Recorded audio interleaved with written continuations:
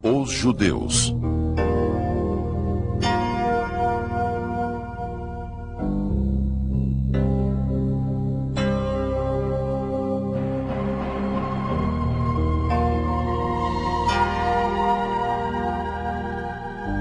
Escrito e narrado por Clóvis Bulcão. Direção de fotografia de Paulo Baruch. Uma produção da Casa de Produção.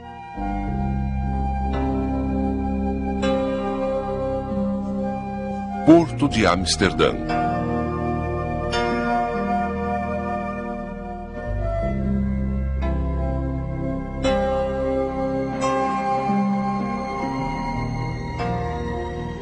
A descoberta da América pela perspectiva dos judeus deve ser contada em dois tempos.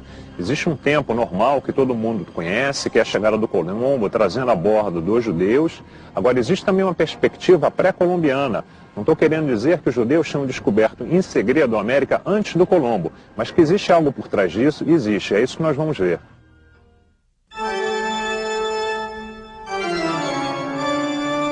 A Holanda era uma república no século XVI. A religião predominante era a evangélica de orientação calvinista. A influência holandesa no Recife fica evidente quando olhamos o casario a partir dos rios. Outra herança que atravessou séculos foi a harmonia da música barroca. Quando os holandeses a trouxeram, era a música da moda. Hoje, adaptada, é a música regional.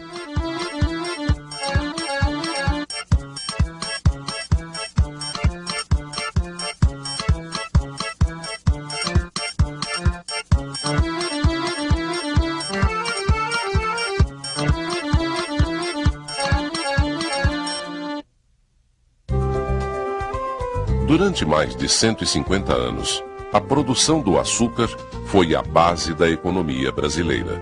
Entre 1530 e 1680, Recife e Olinda foram centros de comércio dos mais importantes do mundo.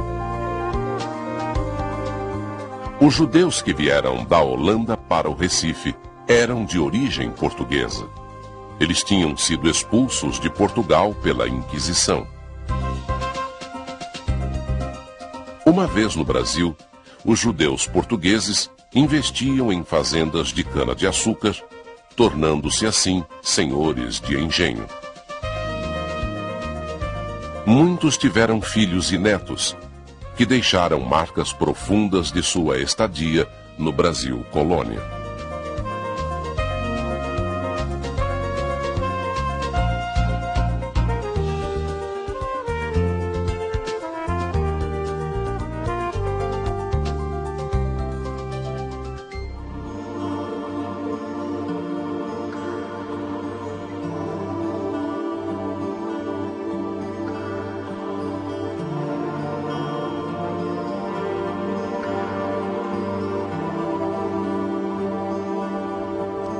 Mas por que essa história dos judeus ficou esquecida tanto tempo?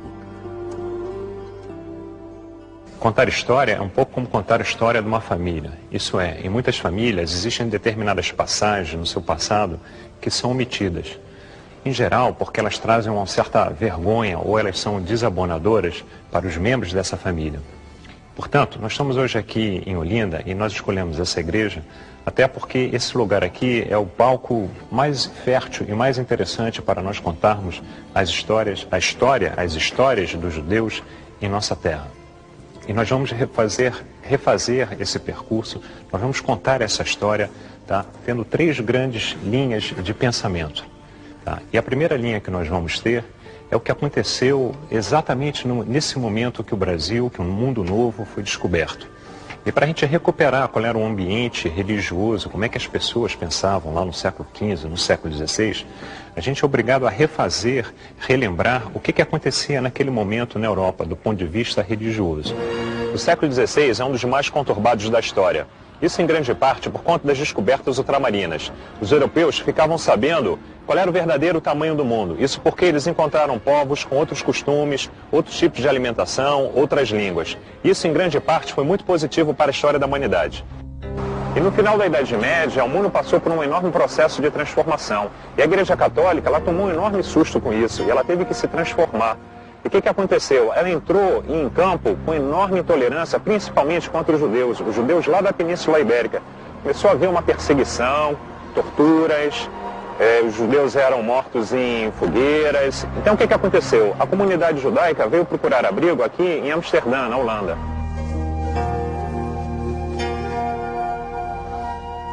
Os holandeses, no século XVI, já eram famosos por duas coisas: sua incansável batalha contra o mar e sua tolerância política e religiosa.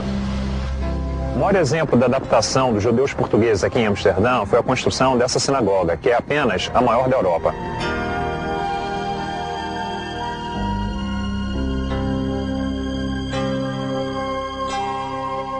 A comunidade judaica portuguesa encontrou em Amsterdã um porto seguro das perseguições promovidas pela Inquisição.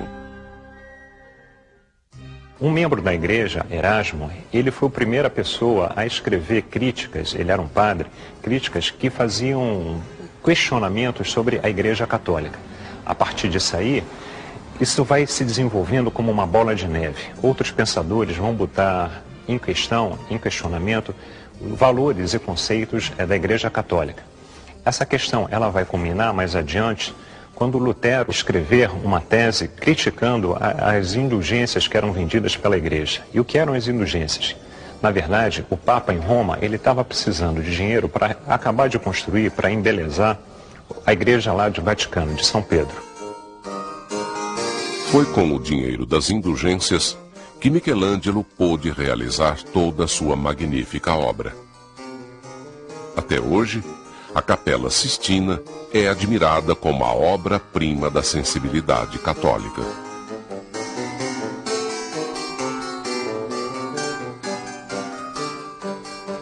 Muito bem. E a igreja passou a vender indulgências. E o que eram essas indulgências? Tá? Era uma forma pela qual o cristão, que tinha, se por acaso ele tivesse cometido algum tipo de coisa desabonadora na sua história, no seu dia a dia, ele comprava, vamos dizer assim, um passaporte, uma carta de crédito, para que após a morte ele fosse direto para o céu. Ou seja, era uma maneira de você evitar a entrada ou no purgatório ou mesmo no inferno. Isso contado a grosso modo. Muito bem, e é importante a gente relembrar essa questão dessa discussão teológica, religiosa, porque o que vai acabar acontecendo, principalmente na Península Ibérica, em Portugal e em Espanha, que isso vai exacerbar um movimento religioso. Ou seja, a cristandade meio que vai se sentir incomodada, ela vai se sentir ameaçada e ela vai reagir a isso. Na verdade, as primeiras vítimas disso aí são os judeus. Por coincidência, em 1492, que é o ano da descoberta da América, os judeus eles vão ser expulsos da Península Ibérica, primeiro da Espanha e mais tarde de Portugal. Mas a gente vai voltar a essa questão mais adiante. O que interessa nesse momento aqui, é a nossa primeira linha de pensamento, é saber como se dá a chegada dos judeus, dos israelitas, no Novo Mundo. É bom lembrar a seguinte coisa: o primeiro cristão novo, ou seja, o primeiro descendente de Israel, a se aproximar do mundo novo, ele estava a bordo da caravela de Cristóvão Colombo. Colombo trouxe a bordo de sua caravela cristãos novos. No Brasil, por exemplo, já se sabe que o primeiro cristão novo, ele chega aqui em 1503, Fernando de Noronha ou de Loronha. Existe toda uma discussão a respeito da grafia do nome. Mas isso não é mais importante nesse momento. O que na verdade aconteceu é que na medida que o Novo Mundo começou a ser conquistado, ou seja, você tinha navegadores que começaram a penetrar no Caribe, outros na América do Sul, outros na América do Norte, em vários pontos do nosso litoral. Depois que os espanhóis descobriram a passagem para os mares do Sul, ou seja, para o Pacífico, eles começaram a penetrar também em direção à costa do Pacífico. Muito bem, na medida que o europeu vai desbravando o mundo novo, vai desbravando as Américas, eles vão se tocando, eles vão percebendo que existe uma série de, vamos dizer assim, coincidências entre os habitantes do mundo novo, tá? E certas tradições hebraicas. Eu vou tentar ser mais claro. Uma pessoa que está fanatizada pelo ambiente religioso em que vive, ela está apta, ela está mais propensa a fazer determinado tipo de interpretação. E além do mais, a descoberta do mundo novo, ela trouxe um grave problema para a cristandade. E por quê? Porque na Bíblia não existe nenhuma menção a essa terra, muito menos a essa gente. E o que fazer? Rasgar a Bíblia? Não, claro que não. A Bíblia, ela pode trazer uma série de fatos de interpretação duvidosa, mas ela é inquestionável do ponto de vista teológico e mesmo do ponto de vista histórico. Quase todas as suas passagens são comprovadas tanto pela história, até mesmo pelos manuscritos recém-descobertos do Mar Morto. Mas muito bem, o que aconteceu? A cristandade achou por um determinado momento que a Bíblia tinha falhado do ponto de vista dessas descobertas. Portanto, cabia à cristandade descobrir uma explicação que desse conta da história dessa gente que habitava o mundo novo e dessas terras.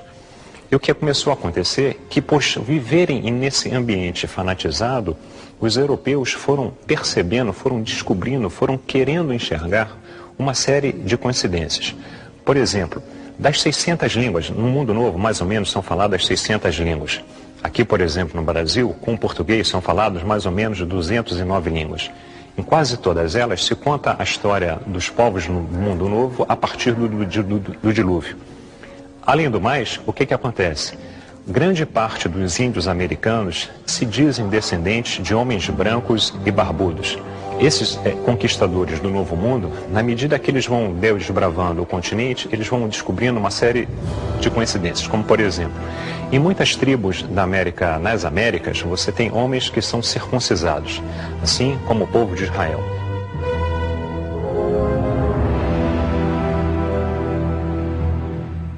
Em muitas tribos na América, as mulheres, quando estão na sua fase, no seu ciclo menstrual, elas eram consideradas impuras, assim como o povo de Israel. Os índios gostam, têm como tradição, principalmente aqui na parte mais sul, no nosso continente, os tupis, o mesmo grupo G, eles têm hábitos de tomar banho. Na Idade Média, por exemplo, só quem tomava banho eram os descendentes de Israel, os judeus. Então, o que aconteceu? Esses europeus, eles vão descobrindo essas falsas coincidências e vão achando que os índios brasileiros, eu estou falando no caso do conquistador português, eles acham que estão, na verdade, de frente, diante de um povo que é descendente das tribos de Israel.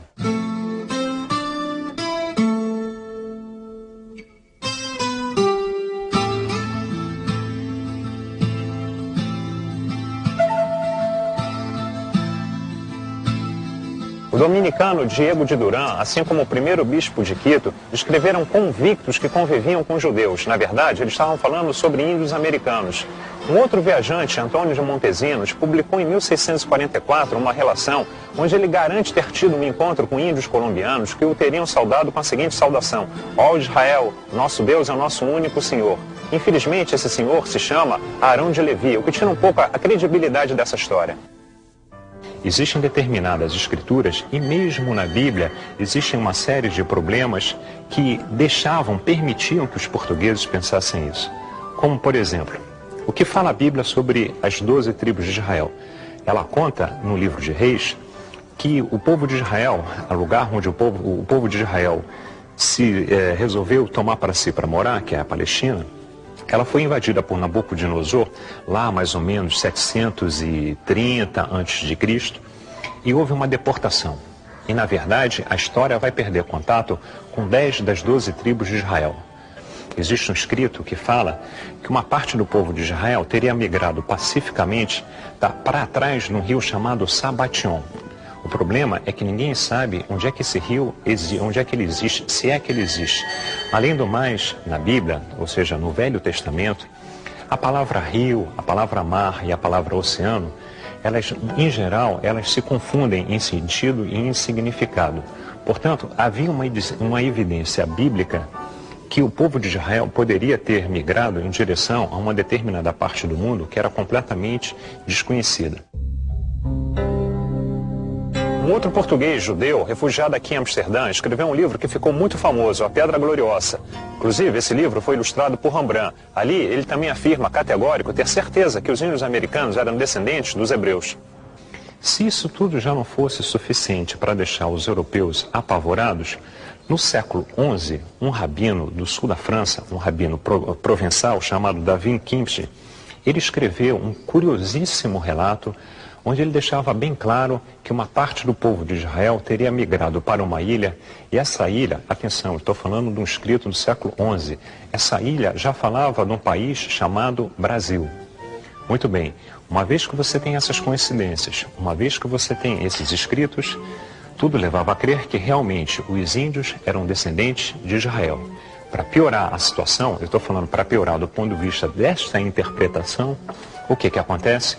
Se você que está me ouvindo agora já teve a oportunidade de escutar hebraico e de escutar tupi ou qualquer língua do ramo tupi-guarani, você vai perceber que existe uma série de coincidências fonéticas.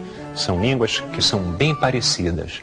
Portanto, os padres mais ilustrados, quando começaram a chegar no Novo Mundo, esses então foram entrando em estado de pânico, que para eles havia uma série de coincidências linguísticas.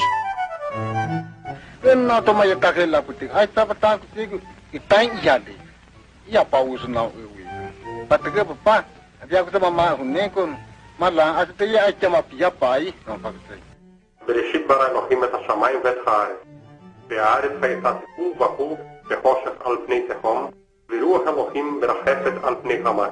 ויאמר אלוהים, יהי אור, והיה אור. Mais adiante, no século XVII, tem um ótimo exemplo para mostrar de como a cristandade ainda suspeitava dessa hipotética origem judaica dos nossos índios. É que o grande padre Antônio Vieira, ele chegou mesmo a organizar uma expedição no Maranhão atrás de tribos descendentes de homens brancos. E o padre Antônio Vieira é um homem acima de qualquer suspeita, era um homem muito ilustrado e sem nenhum tipo de preconceito, principalmente em relação aos filhos de Israel. O padre Antônio Vieira foi um homem que sempre pregou a liberdade de consciência, a liberdade religiosa, mesmo no Brasil. O que os católicos então fizeram? Mandaram para o Novo Mundo um padre jesuíta, o padre José de Acosta. E esse padre, ele veio com a missão de resolver essa questão. E era uma coisa muito importante para a igreja. O que o padre José Acosta faz? Ele percorre todo o mundo novo, do Alasca à Terra do Fogo, de Lima até o Atlântico. Ele vai fazendo essa viagem atrás de desvendar esse mistério. Afinal de contas, era uma coisa embaraçosa para os cristãos que estavam, na verdade, meio que ainda em Guerra Santa. E por que em Guerra Santa? Porque desde o século XII, quando a inteligência católica, eu estou falando agora do maior pensador católico da Idade Média, quando Bernard de Clairvaux pensou a expansão do catolicismo pelo mundo, ele já tinha pensado, lá no século XII, lá na Idade Média, ele já tinha pensado que a luta do catolicismo contra as outras religiões passaria necessariamente pelo Atlântico. Tá? Ele tinha imaginado a seguinte estratégia, e naquele tempo o grande inimigo do cristianismo, como em parte ainda é, vamos dizer assim, a grosso modo, é o quê? São os muçulmanos. E havia toda uma disputa de Jerusalém entre muçulmanos e cristãos. Isso aí que deu origem ao movimento das cruzadas lá na Alta Idade Média. O que esse padre pensou, Bernard de Clairvaux? Ele pensa a seguinte coisa: a cristandade ela deveria atacar o Islã em 3 frentes diferentes, sendo que uma das frentes ia passar pelo Atlântico. Eles deveriam expulsar os árabes da Península Ibérica, descer em direção à África, eu estou falando no século XII, e encontrar um reino cristão de um tal rei que era chamado de Preste João. Muito bem, então o que acontece? Para a cristandade se apoderar do novo mundo e trazer a palavra do Senhor era uma coisa muito importante. Tanto é que quem conhece um pouco de história colonial americana, e pouco importa em que cidade você está, se é em Recife, se é em Olinda, se é em Salvador, se é em Cusco, se é em Lima, se é em Potosí, pouco importa onde você vá, mesmo na cidade do México, a vanguarda da cristandade são as várias ordens religiosas que começam a se instalar. Portanto, o nosso padre José Acosta, a grande missão que ele tem é de desvendar esse mistério.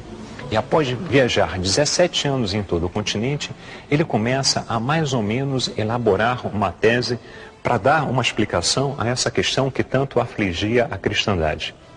E ele vai chegar a que conclusão? Ele levanta algumas hipóteses. A primeira que ele levanta é a seguinte: será que teria ocorrido uma segunda arca de Noé? E ele caminha mais ou menos dentro dessa tese. Será que os descendentes diretos de Noé era um navegador, e toda a linhagem de Noé são ótimos navegadores? Será que os descendentes de Noé não fizeram outras arcas e não saíram pelo mundo navegando? Depois ele vai dizer, não, essa tese ela é plausível, mas ela não faz sentido. E por que ela não faz sentido? Porque a própria Bíblia não fala nada de uma segunda arca de Noé, nem de Sem, nem de Caim, nem de ninguém. Muito bem, então essa hipótese não era possível. Teriam sido os anjos que teriam transportado essas pessoas em direção a um mundo novo? Depois ele volta para a Bíblia e diz, mas a Bíblia também não fala nada de anjos transportando pessoas de um lado para o outro. Tá? Muito intrigado, ele resolve então achar, teria sido um cavalo alado? Mas a Bíblia também não fala absolutamente nada de cavalo alado. Ele tinha que dar uma explicação plausível, que todo mundo aceitasse como verdadeira, de como é que essas pessoas tinham chegado nessa terra. Então ele chega a uma conclusão que é muito fácil de se chegar, vamos dizer assim. Claro, muito fácil para nós hoje no final do milênio. Essas pessoas, elas passaram a pé. Logo, somente é preciso descobrir por onde que se deu essa passagem. E ele vai formular uma tese que todo mundo já ouviu falar e praticamente todo mundo aprendeu na escola. Ele vai formular em pleno século XVI, sem nenhum grande embasamento científico e teórico. Ele vai decretar uma verdade que se perpetua através do tempo. Ele vai dizer o quê? Que os descendentes dos índios americanos, eles entraram pelo Estreito de Bering. Ele mesmo imagina que houve um determinado momento que o estreito deve ter secado ou congelado e por aí passaram hordas de seres humanos. Muito bem. De lá para cá, isso foi sendo repetido, mas na verdade falta uma certa base científica. Eu não estou querendo dizer que a tese de Bering ela não seja verdadeira. Claro que ela tem muito de verdadeiro. Até porque hoje é aceito, a ciência aceita como verdade, que durante a última era glacial, o Estreito de Bering, no seu ponto mais profundo, ele tem apenas 45 metros. Na última era glacial, o que aconteceu com o nível dos oceanos? Ele recua, e na medida que ele recua, o estreito seca e os povos passam. Isso é cientificamente comprovado. Em parte. E por que em parte? Em parte porque, atualmente, há muito pouco tempo atrás, graças aos avanços da biologia molecular, já foram feitos exames com DNA de índios da costa atlântica do nosso continente. E, por incrível que pareça, os povos que povoam o Atlântico, a margem atlântica do nosso continente, a origem genética deles não é da Mongólia, não é da Ásia, e sim da Polinésia. Logo, o nosso querido padre José de Acosta, que escreveu um livro chamado História Natural e Moral das Índias, ele estava, na verdade, na medida que ele formulou a tese de Bering, formulando uma tese que eu vou considerar hoje aqui como racista. E por que racista? Porque ele, sem grandes fundamentos científicos, ele decidiu, e a humanidade acabou comprando a ideia desse padre, que os pais, os avós, os bisavós dos nossos índios eram mongóis. Isso porque eles precisavam dessa explicação. Muito bem, então essa é, na verdade, o primeiro grande acontecimento envolvendo os filhos de Israel no mundo novo. A segunda questão concernente aos judeus no mundo novo tem tudo a ver com Pernambuco, especificamente aqui em Recife. Recife, na verdade, vai ser o grande oásis para os judeus no mundo novo. Vai ser o grande paraíso. Praticamente um novo Israel no mundo novo. E por que isso? Porque aqui eles vão chegar junto com Maurício Nassau, até mesmo antes do Maurício Nassau, eles vão chegar quando os holandeses conquistarem Pernambuco em 1630. Mas antes de a gente falar como é que foi a chegada em 1630, eu acho interessante a gente contar o que era, na verdade, quem estava por trás da chegada dos holandeses, porque em geral a gente fala porque os holandeses chegaram, os holandeses, mas na verdade quem chega, quem se instala, quem toma conta de Pernambuco não é a nação holandesa, é uma companhia de comércio, é mais ou menos como se fosse hoje em dia uma multinacional, O Nassau, por exemplo, ele era um executivo da empresa. Ele, quando veio trabalhar em Pernambuco, ele veio que nem qualquer executivo de hoje em dia de uma multinacional. Ele veio com salário, ele veio com participação nos lucros da empresa, ele veio com roupa, casa e empregados pagos pela empresa. Isso mais adiante a gente vai ver que é um grave motivo de discórdia entre ele e a companhia. Mas o que aconteceu? O primeiro ataque que que a companhia vai fazer aqui no Mundo Novo, aqui na colônia portuguesa, vai ser lá na Bahia, em Salvador. Em 1624, Willikens, o coronel Dorf e o legendário corsário Piet Hein participam do primeiro desembarque na Bahia. O desembarque, do ponto de vista militar, ele é um fracasso. Ele é um fracasso porque os holandeses não conseguem se estabelecer na Bahia. Um ano depois, eles são expulsos.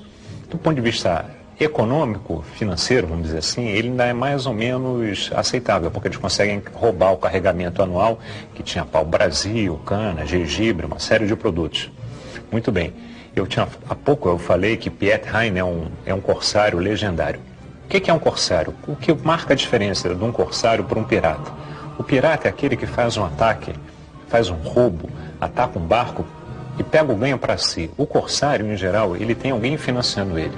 Na verdade, tudo aquilo que ele roubar, ele vai depois entregar para uma terceira pessoa. E no caso do Piet Hein, o que ele faz? O Piet Hein, eu acho até que ele é um dos maiores inimigos da frota espanhola ao longo da história. Em 28, ele volta para um novo mundo e ele vai fazer um ataque fantástico.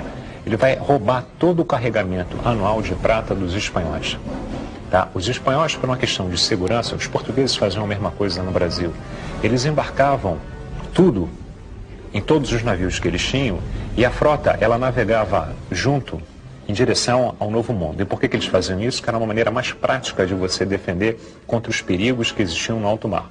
E principalmente contra os perigos que existiam no norte da África. Em geral, esses carregamentos que vinham do Novo Mundo, quando eles se aproximavam do norte da África, a pirataria comia solta. Tinha pirata morisco que vinha de Argel, tinha pirata que vinha do Marrocos, muitos nem eram piratas, eram corsários. Mas, muito bem, e Piet Hein, ele consegue roubar o carregamento anual de prata, e ele ganha tanto dinheiro, que diz a lenda que ele teria chegado no porto de Roterdã com uma vela de seda. Isso é um exemplo, uma lenda que mostra o exemplo da quantidade de dinheiro que ele levou para a companhia. E é com esse dinheiro que é roubado dos espanhóis que essa companhia vai promover o ataque a Pernambuco. Muito bem, então eles vão desembarcar aqui e vão ficar durante 24 anos em Pernambuco. E interessante que a gente hoje em dia, por conta até da decadência do setor do açúcar no Brasil, a gente não tem muito claro a dimensão do que foi a riqueza produzida nesses 100 primeiros anos, nesses 150 primeiros anos, vamos melhor dizer, da produção de açúcar no nosso país. Mas a quantidade de dinheiro que isso gerava era uma coisa fabulosa. O açúcar, aí na transição do século XV, XVI, quem tinha açúcar em casa, quem tinha dinheiro para comprar açúcar, tá, eram apenas as pessoas que tinham um determinado poder aquisitivo. Só para você ter uma ideia, o açúcar, os ricos burgueses, quando recebiam em suas casas, se você fosse convidado para ir na casa de um rico burguês para um jantar e ele tivesse muito dinheiro, ele salpicava o prato de açúcar para mostrar status. Na Idade Média, por exemplo, uma jovem engenheirada, quando casava, era comum de se dar açúcar como dote. Muito bem, é isso que vai atrair os pernambucanos. Agora, existe toda uma lenda, existe toda uma história que não se comprova historicamente, que teria sido a comunidade judaica de Amsterdã que teria empurrado a companhia no sentido de tomar conta do Brasil. Por que existe essa lenda? Porque os judeus eles foram expulsos da Península Ibérica em 1492. Estou falando de Espanha inicialmente. Lá eles tinham vivido durante muito tempo, na época que os muçulmanos invadiram a península, eles viviam de maneira muito bem integrada. Viviam cristãos, muçulmanos e judeus, não havia nenhum problema. A comunidade judaica era de tamanha confiança, tá, que inclusive as autoridades judaicas eles tinham o direito de recolher impostos dentro da comunidade. Tal era o grau de confiança, de integração desse setor, dessa religião na Espanha muçulmana. Muito bem. Em 1492, os muçulmanos são expulsos, os reis católicos, eles entram num certo clima de fanatismo, os judeus vão ser expulsos da Espanha, uma parte desses judeus vai para Portugal, depois ela vai acabar sendo expulsa também. E o que vai acabar acontecendo é que você vai ter comunidades judaicas em que partes do mundo? Você vai ter na França, você vai ter na Holanda e você vai ter no norte da África. Nós vamos visitar agora um bairro judeu do século XVI, uma judiaria. É o mais bem conservado de Portugal. Ele fica na cidade de Castelo de Vide, quase na fronteira com a Espanha.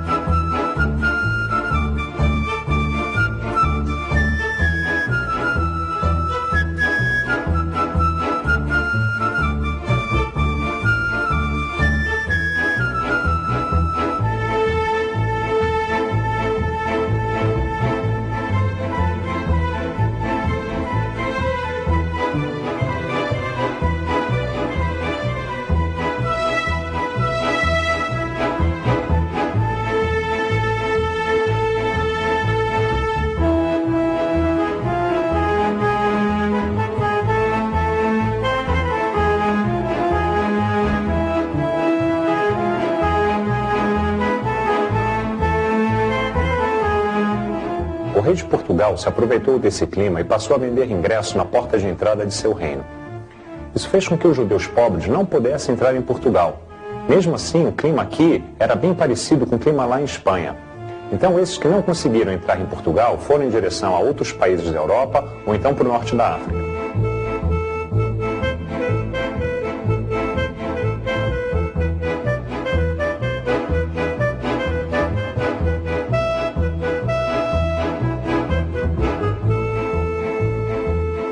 O método de admissão de judeus em Portugal, posto em prática por Dom João II, era muito seletivo. Eles só admitiam a entrada de judeus ricos ou aqueles que detinham algum conhecimento manufatureiro. Isso elitizou a comunidade judaica portuguesa. Isso acabou causando uma certa inveja por parte dos cristãos.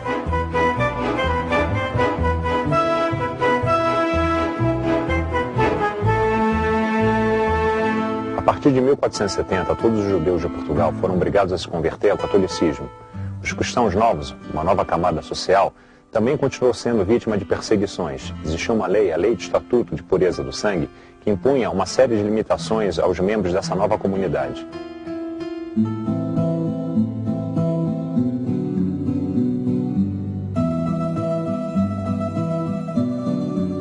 Mesmo com todo o sentimento antissemita que reinava em Portugal naquele momento, expulsar a comunidade judaica de Portugal era algo impensável. Isso porque eles representavam muito capital e a situação financeira do reino não era nada boa. Então o governo de Portugal passou a estimular as conversões. Muito bem. Acontece que a comunidade judaica que sai de Portugal e vai para a Holanda, ela é profundamente lusofônica, ela é profundamente ligada aos valores culturais portugueses. Ela vai continuar lá em Amsterdã, falando português, comendo a comida portuguesa, se comportando como se nada tivesse acontecido. Portanto, passaram a dizer que teriam sido esses judeus que teriam estimulado a vinda da companhia em direção ao Brasil. Mas isso, na verdade, historicamente não se comprova, porque a Companhia das Índias Ocidentais, ela era o que nós hoje consideramos uma sociedade anônima. Você tem o capital dela meio que pulverizado entre a população holandesa. Na época, eles nem eram chamados de Holanda, eles eram chamados de Países Baixos, porque ali é uma reunião de várias províncias, e além do mais, aquilo ali era uma república. Muito bem, o que acontece? Os holandeses, eles chegam aqui, a religião predominante, tanto no Brasil holandês, eles são calvinistas, mas aqui eles vão tolerar o catolicismo e o judaísmo. Então, pela primeira vez no Novo Mundo, os judeus poderiam vir tranquilamente, sem nenhum problema, por exemplo, de perseguição, principalmente no que diz respeito à presença da Inquisição. E aqui em Recife, o que eles vão fazer? Vai ser aberta a primeira sinagoga do Mundo Novo.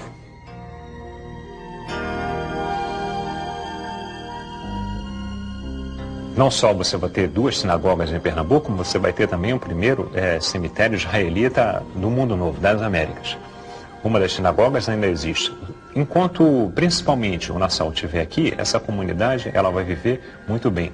Só para a gente ter uma pálida ideia da importância da comunidade judaica no Novo Mundo, o primeiro médico brasileiro, ele é uma pessoa que sai do Brasil.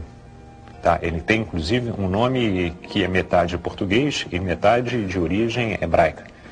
Então, para a gente ter uma ideia da importância da comunidade judaica aqui dessa parte do nosso país. Muito bem, o que acontece? Quando o Nassau se aborrecer com a Companhia das Índias, e ele vai se aborrecer por que motivo? Que muitas das coisas que ele pleiteia, junto às assembleias da companhia, não são aceitas. Então, por exemplo, se ele pede mais dinheiro para fazer um investimento no Recife, se ele pede mais dinheiro para fazer um ataque na Bahia, os holandeses nunca desistiram da Bahia, tá? Em geral, o que os acionistas falam?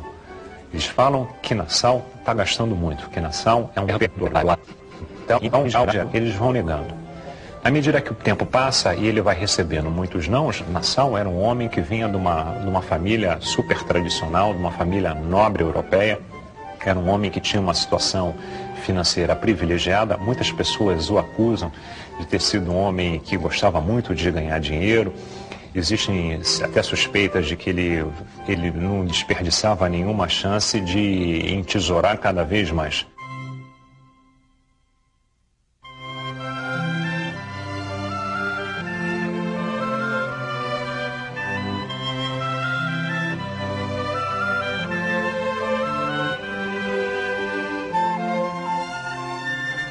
Aqui nessa casa morou o grande Maurício de Nassau.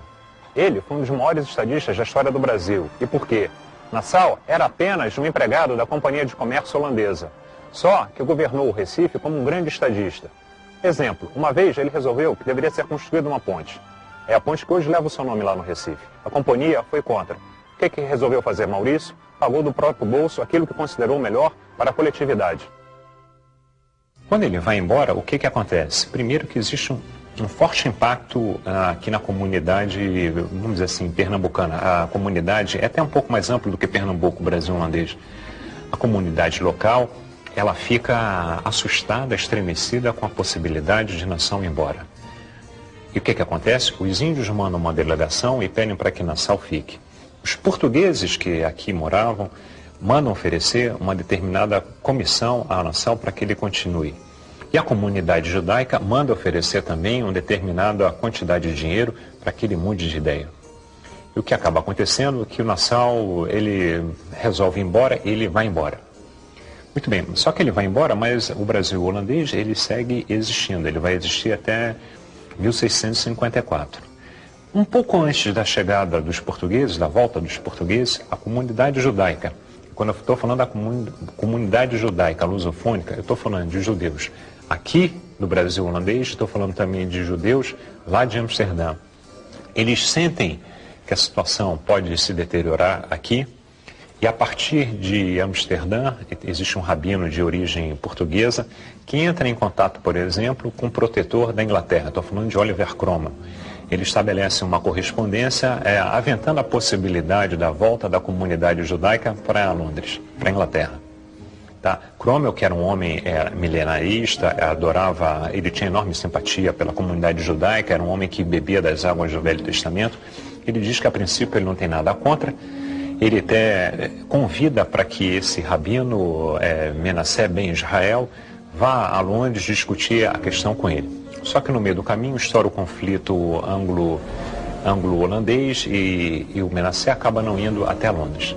Muito bem, o que acontece? Logo depois da chegada dos portugueses, aqui no Brasil holandês, a comunidade judaica percebe que não dá mais para continuar no Brasil. Isso porque a Inquisição vai voltar. Os judeus do Recife, quando perceberam que os portugueses voltariam e que o clima religioso não seria mais o mesmo, eles dispersam em 3 regiões. Uma parte da comunidade vai para o Caribe, uma segunda vai para Londres e uma terceira vai fundar uma pequena cidade na América do Norte. que é Nova Amsterdã, hoje conhecida como Nova York.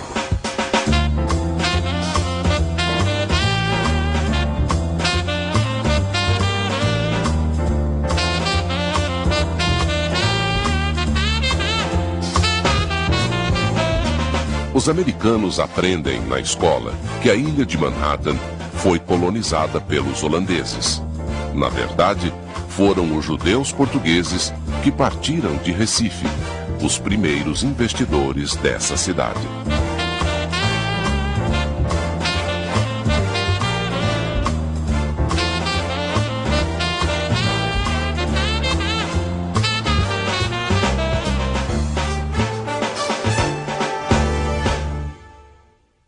Mas vamos voltar à comunidade judaica aqui do Brasil holandês. Quando os portugueses chegam, eles percebem bem que é o final da festa, não dá mais para continuar, a Inquisição vai cair em cima deles, e eles saem dispersando. Eles vão, a grosso modo, eles vão em 3 direções. Tem uma parte da comunidade judaica, lusofônica, que vai em direção à Inglaterra. Tá? Logo que os judeus são demitidos de volta à Inglaterra, é um pequeno grupo que entra lá, que o Cromwell aceita de volta. 200 dos primeiros pioneiros judeus na Inglaterra, 200 são proprietários de terra no Brasil holandês. A outra parte ela vai em direção a Curaçao. E a terceira parte vai comprar a ilha de Manhattan e vai fundar a Nova Amsterdã, que depois a gente vai passar a chamar de Nova York. Muito bem, então esse é um segundo aspecto que a gente tem envolvendo a presença dos filhos de Israel no mundo novo. Agora tem um terceiro aspecto que é muito interessante, que são os cristãos novos. O que acontece? Em 1492, eu já tinha falado sobre essa data, o que acontece? Os judeus são expulsos da Espanha. Tá? Logo em seguida, eles vão começar a ser perseguidos também em Portugal. Só que havia uma possibilidade para que eles continuassem no reino, em ambos os reinos. Eram as conversões. Tá, e daí você vai ter um segmento que vai surgir, que são cristãos novos. A gente chama de cristão novo em Portugal, e na Espanha você vai chamar de marranos. Marranos, na verdade, significa porcos. Muito bem. Como é que são essas conversões? Elas são para valer ou elas são mais ou menos? Elas são proformes. Muitas são para valer. Muitos cristãos tiveram a preocupação, muitos judeus, tiveram a preocupação de realmente adotar a religião cristã. Eles abraçaram o catolicismo. Agora, outros não. Outros, na verdade, eles se fazem de cristãos, mas em casa eles seguem judeus, com os mesmos hábitos religiosos, as mesmas práticas religiosas. E que hábitos e práticas são esses? Tá? É tomar banho, é mudar de roupa, é acender vela sexta-feira, que é a passagem da sexta-feira para o sábado, é um dia religioso importante para a comunidade judaica. Mas o que acontece para nós aqui no Brasil, no mundo novo, que a comunidade de cristãos novos, rapidamente ela começa a se instalar no Brasil. Apesar do massacre de 1506, apesar das intolerâncias, apesar das perseguições, os cristãos novos e os judeus tiveram participação decisiva na colonização do Brasil. O primeiro a chegar, em 1503, como a gente já tinha falado, o Fernando de Noronha. Tá? E na medida que você não tem no Brasil a Inquisição, o que acontece? Tanto marranos quanto cristãos novos começam a se instalar no Brasil e vão se instalando, tudo isso à margem dos poderes da Inquisição. Muito bem, o que eu quero falar sobre a Inquisição, o que foi de fato a Inquisição? A Inquisição foi uma forma pela qual a igreja e setores na nobreza, principalmente aqueles setores na nobreza mais decadentes, tiveram de se apropriar das riquezas que o comércio, principalmente o comércio ligado ao Novo Mundo, produzia. Como assim? Como funcionava uma denúncia na Inquisição? Por exemplo, se eu visse um cristão novo começar a enriquecer, e pouco importava se ele era realmente cristão ou se ele era um falso cristão, isso era um detalhe, eu podia fazer uma denúncia. Uma vez denunciado, ele ia a julgamento. Se por acaso ele fosse condenado, e bastava uma única pessoa denunciar, e podia ser feita uma denúncia sem nenhuma prova, o que acontecia com o pobre do cristão novo? Ele ia a julgamento, na maior parte dos casos, eles eram condenados. Os inquéritos do Santo Ofício, eles não eram absolutamente confiáveis, em geral, todos os interrogatórios aconteciam debaixo de tortura. Ou a pessoa era torturada com a tortura de Polé, que é ficar amarrado, ser içado a uma altura de mais ou menos 3 metros e projetado contra o chão, ou então a tortura do potro, que era você ficar amarrado numa espécie de um tronco e ser esticado pelas extremidades. Eram assim que eram feitos os interrogatórios no Santo Ofício. Isso acontecia lá em Lisboa. Muito bem. E se essa pessoa, quando ela era condenada, em geral, era condenada à fogueira, à morte, e essa forma de matar era extremamente perversa e cruel. Em geral, quando a gente pensa que alguém morria na fogueira, as pessoas têm uma certa imagem que havia uma quantidade absurda de lenha e que a pessoa morria queimada rapidamente. Mas em Portugal não era assim que acontecia. O fogo, ele nunca ultrapassava a linha do joelho, era fogo brando, fogo baixo, a pessoa não morria torrada, a pessoa morria assada. A única opção que era dada ao pobre coitado que ia morrer queimado era que, momentos antes da fogueira ser acesa, eles o carrasco perguntava ao pobre coitado que ia morrer se ele gostaria de morrer pela lei de Moisés ou pela lei de Jesus. Aqueles que falavam pela lei de Jesus tinham uma morte mais rápida. Aqueles que queriam morrer na lei de Moisés morriam, como eu já acabei de dizer, assados com fogo só até o joelho. Uma morte dessa poderia durar dependia do vento, das condições climáticas, mas essa tortura poderia durar até 3, 4 horas. Muito bem, então o que acontece? Você tem esse falso inquérito. Então, a Inquisição, na verdade, é uma maneira pela qual a Igreja e parte da nobreza, e por que parte da nobreza? Porque a Inquisição vai dar emprego a vários nobres que estão quebrados e estão falidos.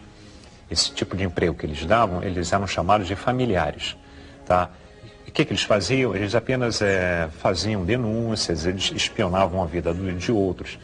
Então, quando você faz uma denúncia que um cristão novo, na verdade, ele não abraçou verdadeiramente a lei do Senhor, uma vez que ele é morto, toda a riqueza dele passa para a Inquisição.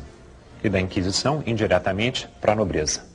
Tá? Só que no Brasil, praticamente nos 100 primeiros anos, tá? Tanto marranos quanto cristãos novos começam a vir povoar o nosso continente. Tá? Quando o Santo Ofício vai chegar no final do século XVI, eles já estão profundamente enraizados no nosso país. E o mais interessante, o mais curioso, é que importantíssimos autores que estudaram a questão dos cristãos novos no nosso país, eles vão dizer a seguinte coisa, que aqui o cristão novo, quando chega, ele começa a se miscigenar. Ou seja, os homens judeus, cristão novo, que chega no Brasil, ele casa ou com uma índia ou com uma negra. E assim vai se dando um processo de assimilação, tanto religioso quanto racial.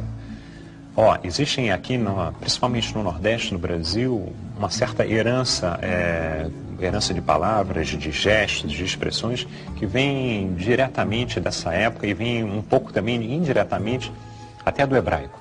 Em português é muito comum a gente usar a expressão passar a mão na cabeça. Isso é uma tradição literal do hebraico. Isso é uma tradição hebraica, inclusive, de você perdoar. Além do mais, aqui no Nordeste, em certas regiões no interior, você tem expressões espanholadas, como falar mucho, como falar arriba, como falar que hay água, por exemplo. Tá? Isso é uma tradição que vem exatamente desse tempo. O que acontece é que no final do século XVI, a Inquisição ela vem para o Brasil, ela começa a atuar na parte mais norte, no atual Nordeste, Pernambuco, ela vai estar em Pernambuco, ela vai estar na Bahia, ela vai estar no Maranhão, e lentamente ela vem descendo, e na medida que ela vem descendo em direção ao Sudeste, ao Rio de Janeiro, ela vem vindo fazendo estragos. As denúncias são as mais tolas possíveis, são várias pessoas que vão caindo nas malhas da Inquisição. Tá, no Rio de Janeiro, no início do século XVIII, tem um grande caso. Você tinha toda uma comunidade de cristãos novos que viviam no recôncavo guanabarino. O mais famoso deles todos é Antônio José, o judeu, que era autor de obras teatrais, que depois vai morrer em Lisboa. Esse é até um caso de um que parece que realmente tinha abraçado de forma honesta o catolicismo. No Brasil, o único lugar que conseguiu escapar ao avanço, à ganância do Santo Ofício, da Inquisição, foi em São Paulo. Em São Paulo, lá em cima, estou falando do altiplano, onde fica altiplano, forma de falar, estou falando do Planalto Paulista, onde fica a cidade de São Paulo. Ali o Santo Ofício nunca foi perturbar a vida de ninguém.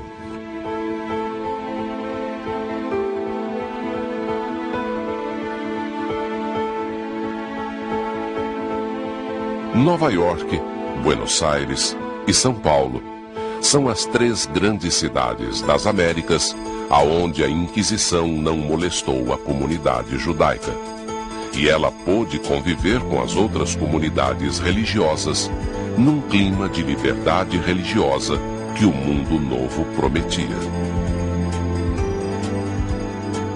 Mas o mais interessante dessa história, eu acho que o Brasil é um país singular e particular nesse sentido, que atualmente isso tudo virou história e atualmente não faz a menor diferença no nosso país você ser espírita, católico, cristão, ou ser mesmo membro de uma igreja evangélica.